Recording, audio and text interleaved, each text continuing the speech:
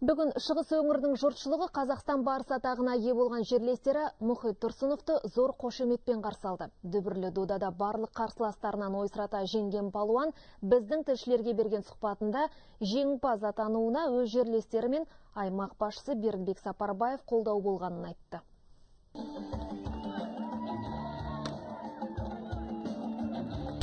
Өскеменнің әуежайы бүгін ерекше сән салтанатқа толы.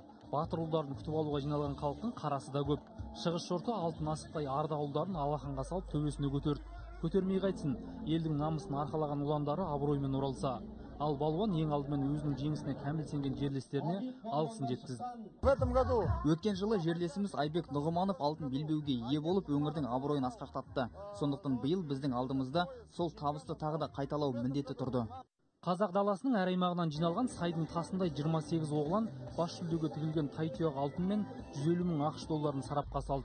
Жан алысып, жан беріскен айқаста, боз кілемнің ортасында ойқастап, қарсылас шақ келтірмеген шығыстың шиыршық атқан шымырлы Мұхит Тұрсынов Қазақстан барысы 2014 атағына ие болды.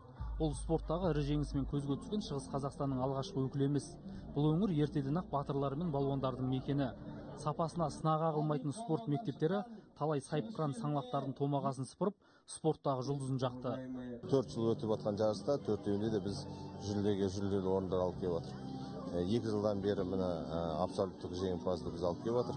Оның ішінде берілетін тайтұяқ 800 грамм алтын. Бұл жан-жақты тек қана бізге қарай жылжып жатыр.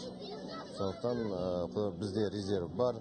Келесі жылда Құдай қаласа дайындап осыны ұтамыз деген үміттеміз. Күресте күш атасын танымайтын осы жол боз кілемде белдескен балуандар тағы бір дәлелдеді. Намыс найзағайын ойнатып, ара салмақтың алшақтығына қарамай, алып та шалып та жыққан өрендердің өнеріне сүйсінбеске шараңыз жоқ. Шын мықтыға тұсау жоқ екенін Мұхит та мойындатты. Барлық марапатқа қол жеткізіп, еліне марқайып оралды. Марғасқа ауылдың жеңісімен бүкіл шығыс жұрты мақтанады. Облыс әкімі Бердібек Сапарбаев су жаңа шетелдік автокөлікпен 3 бөлмелі пәтердің кілтін табыс етті.